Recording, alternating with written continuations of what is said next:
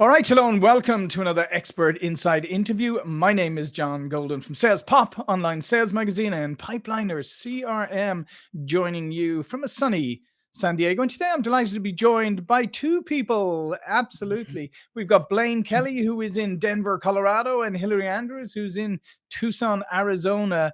And they are the co founders of Whole Teams Advisory, they help CEOs, executives uncover blind spots, improve team dynamics, transform company cultures from the inside out. And what we're going to talk about today is transforming leadership from the inside out. So Mm.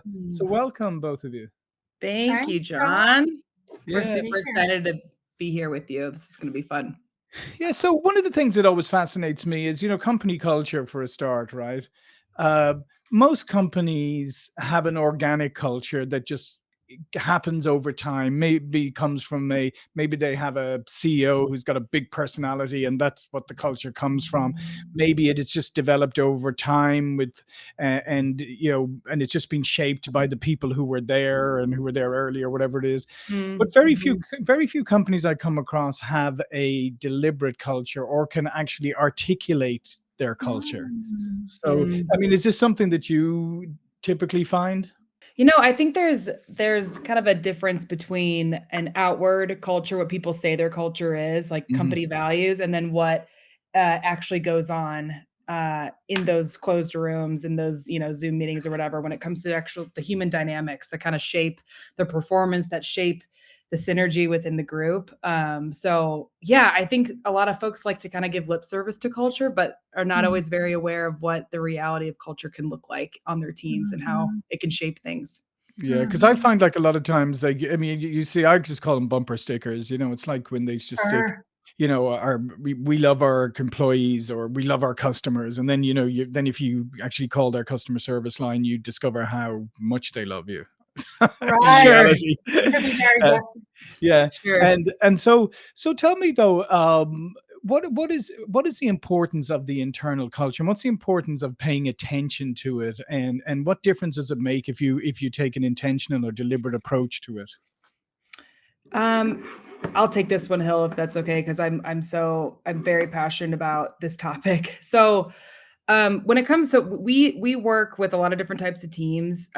Startups essentially is kind of like where our home base, but we work with teams of varying sizes. Mhm, And when it comes to the world that we're in, the team culture and the values that the company decides to have are really meant to shape high performance and like mhm, really good decision making.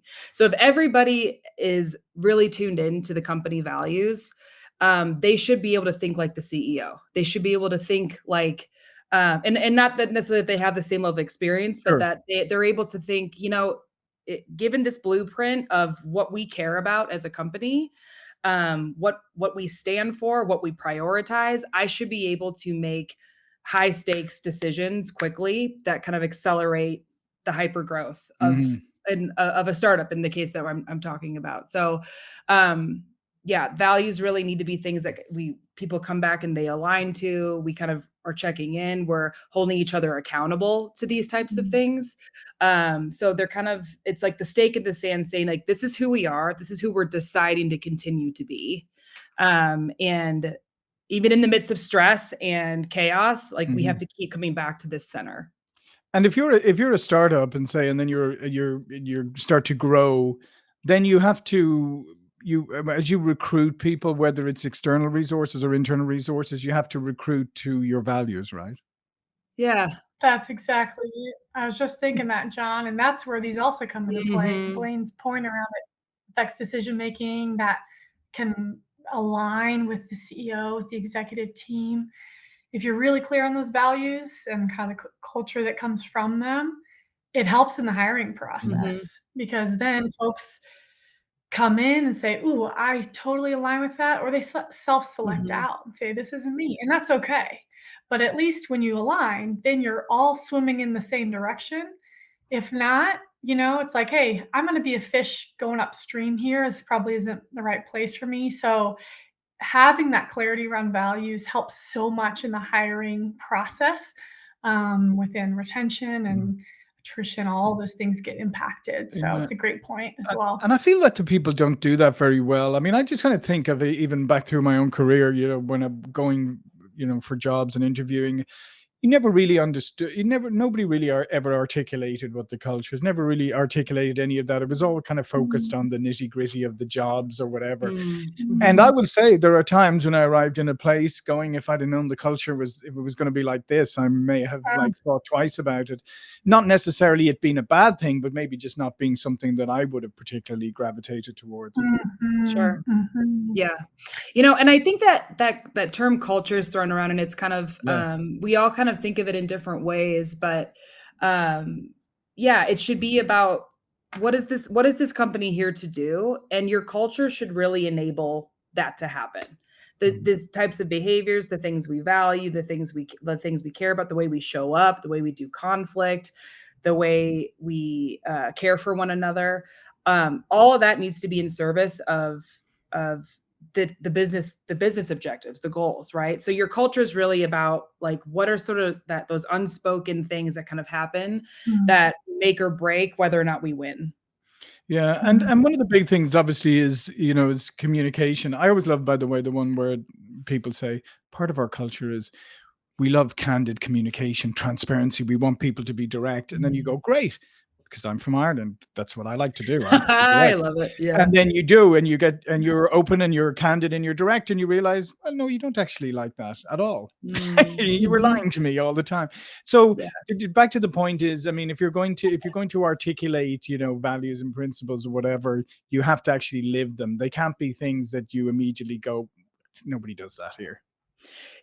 This a thing that Hill and I tend to say is most exec teams are operating at about like 60% trust, but they're calling it good culture. Right.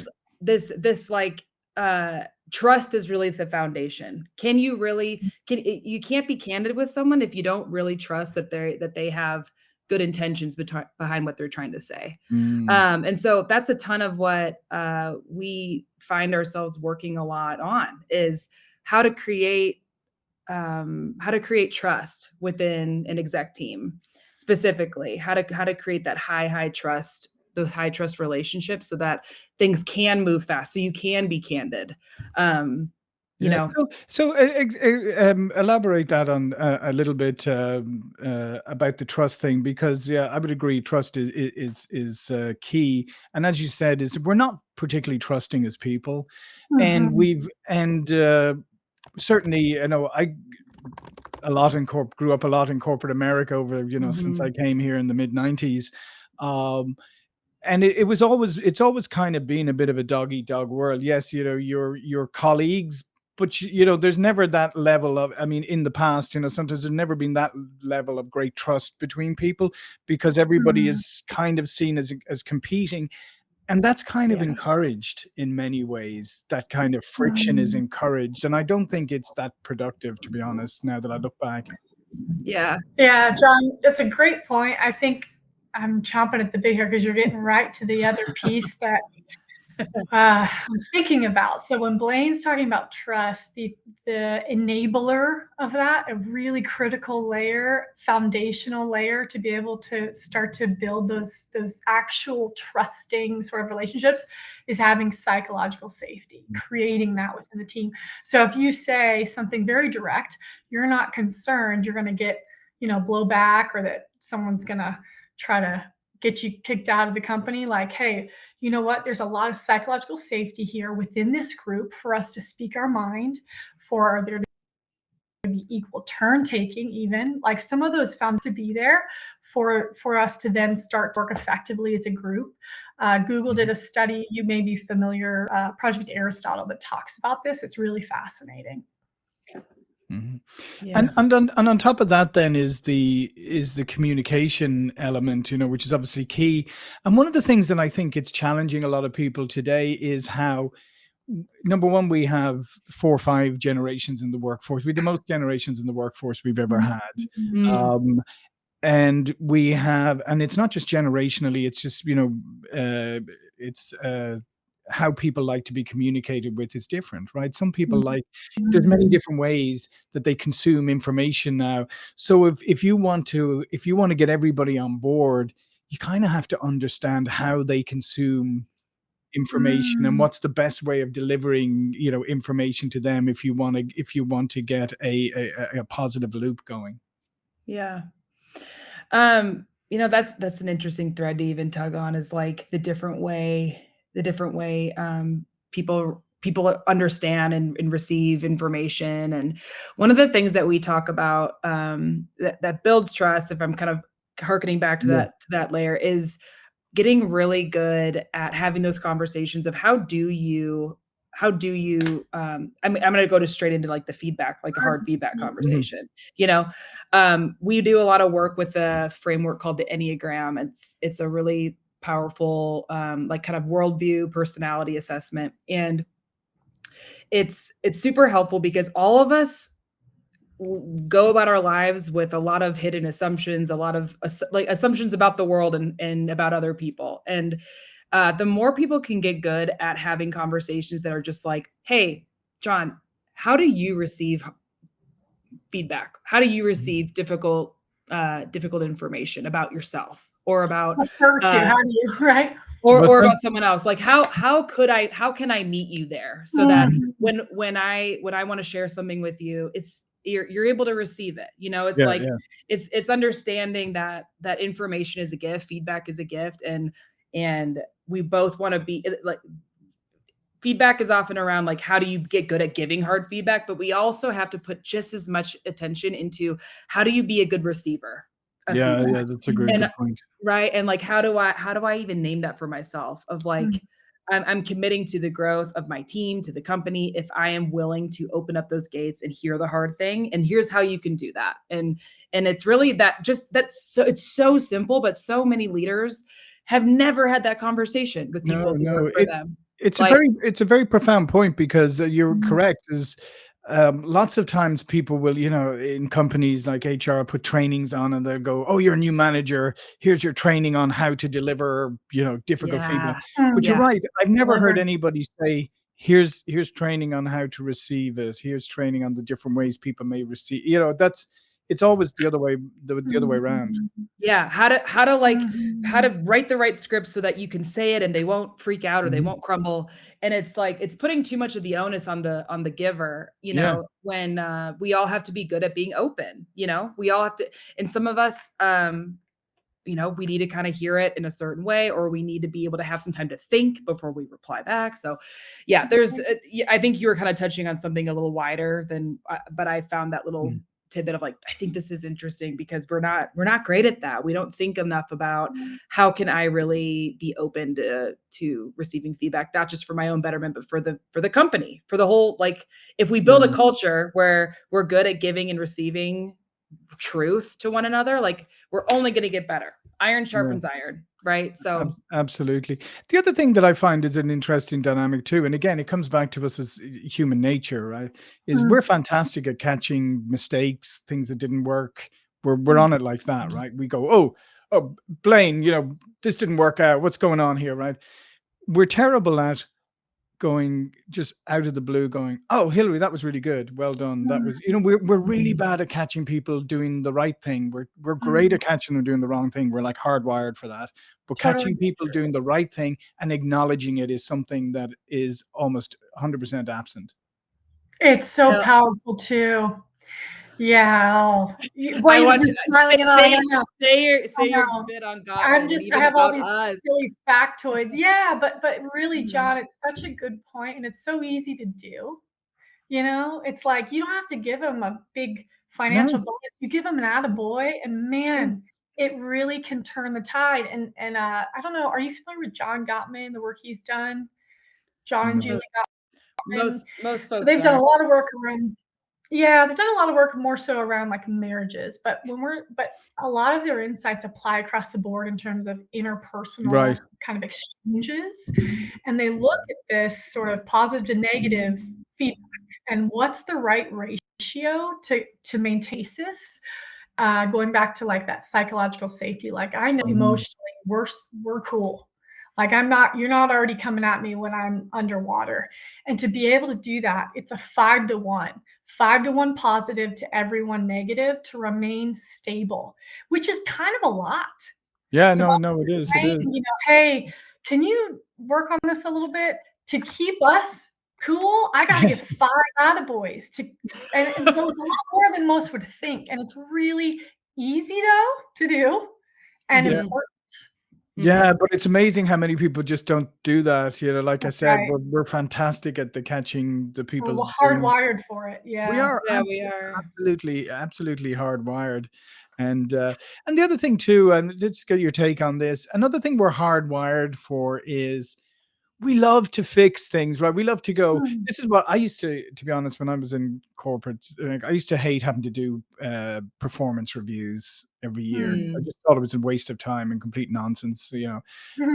I really think you're just doing your reviews on a daily basis if you're communicating properly with There people, it and then is. maybe you have a formal one to do comp or something like that. Yeah. But I always found the majority and the ones I would go in is it would always be, here's two things you've done really well this year, and then here's 52 things that I want you to work on, right?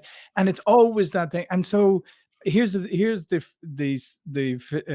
psychological or philosophical switch is, why don't we focus on what the people do well and Mm, focus their jobs on the things that they're really good at, and Yeah. stop trying to fix things that people are bad at, who are never going to be good at, don't like mm. doing. But that's where we focus a ton of our time, is trying to fix things that, even if you could so-called fix it, it's never going to give you the return. Preach. Yeah, this is Hill on her LinkedIn. She's a professional hype woman, and Mhm, it really is, like, she calls herself that, and I love it because it is so powerful, and Mm, people really pay attention when they mm, are called out on not just like a hey, you're doing a good job, but when you're really specific about mhm. here's what you did, here's the impact of what that was, Right. and this is what was so great about it. mhm, Right. It just it lights people up, and it is so motivating. And mhm. what they want is to do something again that will bring them back to that place of someone's noticing the impact of what I'm doing. And Mm, it's a powerful tool. It's a powerful motivator that not a lot of leaders think of. Yeah. If you really want to shape performance, you need to give a lot of positive affirmation on the right behaviors, on the Mhm. things that you wanna see more of. that's If you can focus more on, like, that's exactly what I'm looking for, and be specific about why, Yeah. it's incredible. scenario It impact. it Yeah. it I Yes. used to be a therapist, but prior to becoming a startup operator turned executive coach, And and the it difference is not a lot. You would a see that lot. pretty People pretty are people, positive. problems That's are why it problems. Yeah. translates so well, Yeah, but yeah. a lot of Mhm. high power folks don't wanna see a therapist. They're a lot more open to seeing a coach. Yep. But it's the same Mhm. human dilemma, we're all humans and we all need support. And so, but there's a whole approach that's just called strengths-based therapy. It's strictly or mostly looking at what's working and how do we replicate what's working. Right, right. And if we see a problem, how do we take a look at what has worked before and just try to repeat that again? And so you're really focusing Mhm. on exactly what you're saying, John. Yeah, and Like, if that person is good at that and they're really good at it and they're doing it well, why don't I just have them do more of that and less yeah, of the That's stuff that they're it. no good at? Let's right. not Yeah. focus So all our when energy where you're not gonna get a ton of return. No, Let's you're Mhm. not. double Yeah. down on what's working.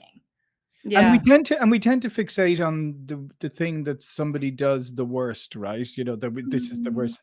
And instead of acknowledging the reason why they don't do it very well is they don't like it, they don't have an aptitude for it. And even if Mhm. you could get them to do it, you'll only ever get them to mediocre. And is that what you want? Yeah. Yeah, Right. find someone else for that part. Yeah. Yeah, right. Mm, Right.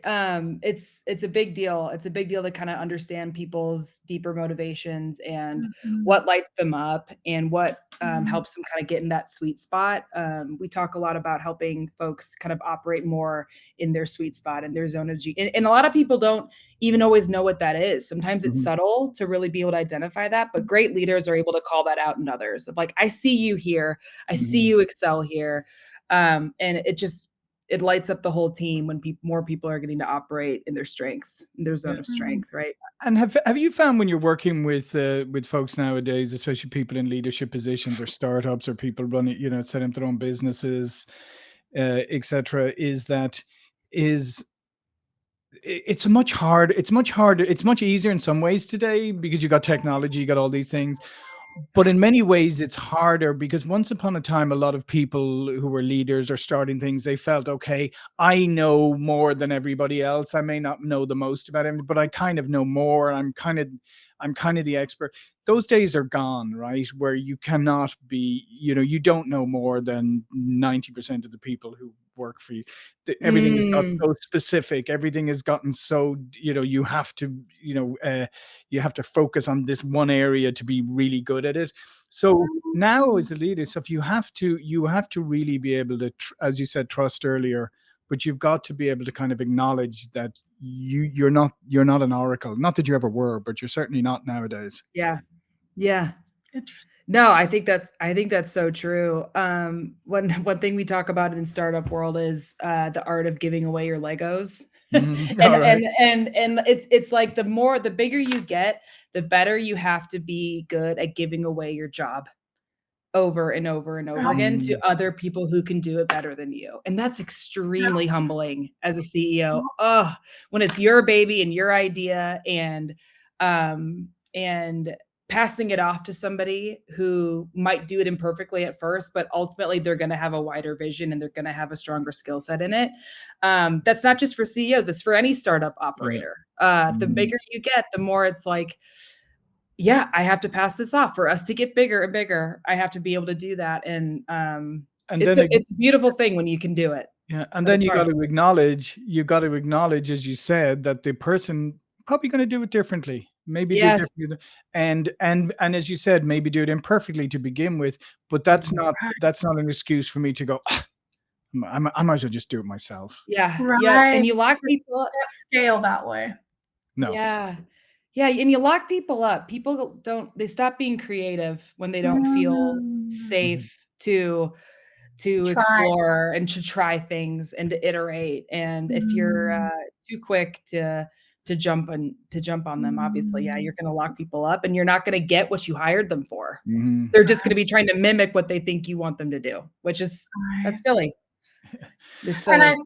and I Go think ahead. too that, while many of these leaders have good intentions, I want to help them do it the right way, so on and so forth.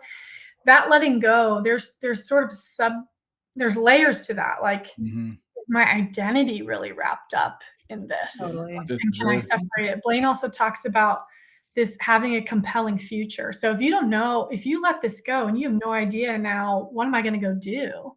Like that can be a blocker. I don't Mhm. know if you want to say more on that, Blaine, but even with the best of intentions, I think this really there's more to it of why CEOs or founders have a hard time handing off, the Yeah, reins. totally. Yeah. If No, you I like what you said as well about people you getting too wrapped up in it. I would say to people, I always said to people when I hired them is like, don't get married to your projects. Don't get married to mhm. your That's it. Smart. responsibilities I because love that. I Right. could come around. I always say like you could put 6 months into something and I could come around one day and say, listen, I'm sorry. We got to That's it. change direction, park all that, move on. And you got to be able to do that as hard Yeah. as that can be. Mhm. Yes, Absolutely. staying agile, nimble And is I the Yeah. think name as of the you game, said, especially in for startups. leaders, that goes double, I think. Mm. Oh, yeah. Yeah. Yeah, and being able to communicate around, like, "I'm releasing this." Like, Mhm. Mm. now that I've shown you all, it's open for feedback, and now it's ours. It's not mine, it's ours now. Mhm. Mm. The compelling future piece, I think, absolutely. I think that's just in when it comes to growth, we're not gonna be motivated to grow if we don't believe that what exists between me and this change is like actually better. It's Yeah. actually more compelling. It's Mm. actually more exciting. If I learn how to give away my Legos, I am actually going to have a brighter, better future. And it's going to, so that painting for a leader, being able to paint that picture of like, this is what's on the other side. This is the beauty that's to come. And that sounds a little woo woo, but like Yeah. this is the exciting thing of like where we're going. That builds the resilience of people being able to like make it through the harder things. Exactly. And for anyone who's ever trodden on Legos lying on the floor, in the middle of the night, I think giving them away is always a great idea. Yeah. There's Yes. nothing more painful than There stepping Oh on is a my Lego gosh. in the dark. It's like, it is a special form of pain that Yeah. Mhm. So that's what parents know about. leaders should you should look at the responsibility you have right now. Look at those pesky Legos and say, how do I get rid of this? Because one day I'm going to drop it on the floor and tread on it and hurt myself. That's Yeah, it. yeah, yes, and Embracing then it. start building the version of yourself that can keep iterating. Because like what Hillary was saying, so much of us we like to stay safe, we like to stay in what we know, so we don't want to give our job away so we can Mhm. scale. Because Mhm. that's my source of significance. That's where I feel productive. That's where Mhm. but we stay stuck and Yeah, Mhm. we don't evolve when we do that. So Mhm. absolutely. Well, listen, this has yeah. been the time has kind of flown by. This has been packed so much with so much great information. So all of Blaine and Hillary's information will be below this video. But before you go, please do remind people about what you do. Yeah, absolutely. So our company is called Whole Teams Advisory, and we help teams, startups, executive teams work better together, and identify what might be holding them back from getting to that next level. So we work with individuals, we work with groups, we do team coaching and a lot of depth in individual one-on-one coaching as well. But yeah, that's what we Excellent. do. Absolutely. Well, listen, thanks both of you. Thank you for Thank watching and you, listening. John. And we'll see you all again very soon. So great to chat with you, John. Thanks for having us.